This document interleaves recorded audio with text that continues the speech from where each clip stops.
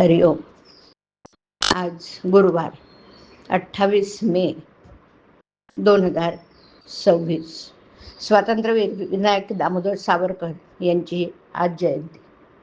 सद्गुरू ब्रह्मचैतन्य गोंदवलेकर महाराज आज आपल्याला प्रवचनातून सांगणार आहेत की प्रपंच देवाचा मानून करावा. ऐकूया. अमुक एक हवं किंवा अमुक एक नको असं न वाटणं याचं नाव वैराग्य. संकटकाळी हे संकट नसावं असं न वाटता परमेश्वराचं स्मरण असावं आणि त्याच्याजवळ हे मागावं की देवा, मला तुझ्याजवळ काहीही मागण्याची इच्छा देऊ नको. देहाला मुद्दाम कष्ट देऊ नयेत, पण जेव्हा ते आपोआप येतात तेव्हा मात्र ते आनंदाने सोसावेत. पुरुरव्याने दुष्कृत्य केलं आणि त्यामुळे त्याला वैराग्य प्राप्त झालं, तेव्हा त्याला दुष्कृत्य म्हणावं का सत्कृत्य? तरीही वैराग्य प्राप्तीच्या बाबतीत वास्तविक काही मार्ग नव्हे हे खरंच. आपण शास्त्राविरुद्ध कर्म करू नये आणि दुसऱ्याने केले तर नावं ठेवू नयेत. न जड परमात्म्याची इच्छा असेल तर त्यातूनच चांगलं होण्याचा संभव आहे. प्रपंच मिथ्या मानावा आणि जो मिथ्या तो बरा असं वाटण्यात काय अर्थ? तो जसा असेल तसा असू द्यावा. नाटकात नट जसे काम करतो त्याप्रमाणे प्रपंचात आपण आपलं काम करावं. तुमचा परमार्थही तुमच्या स्वाधीन नाही. सद्गुरूच तो तुमच्याकरता करत असतात, तेव्हा तुम्ही कशाची काळजी करू नये.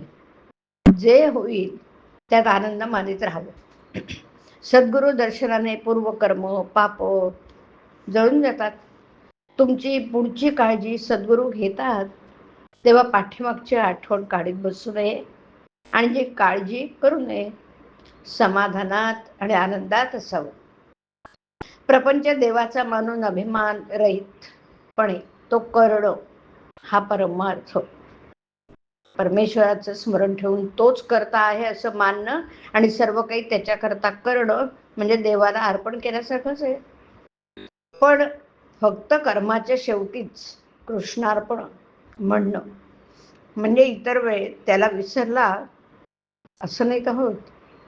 देवापाशी मला तू आपला म्हण, हे मन तुझ्या चरणी अर्पण केलं, मला तुझ्याजवळ काही मागण्याची इच्छा न होवो असं मागावं.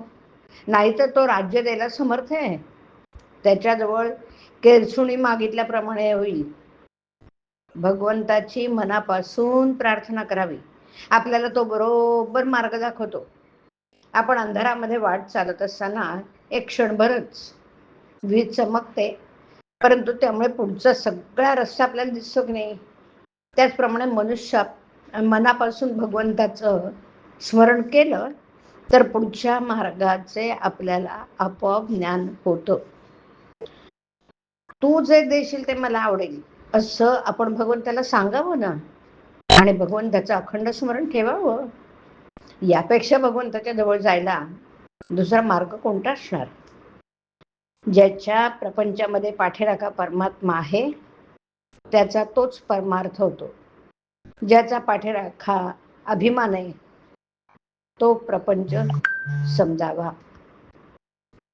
हरिओम. हरिओम तत्सत. हरिओम.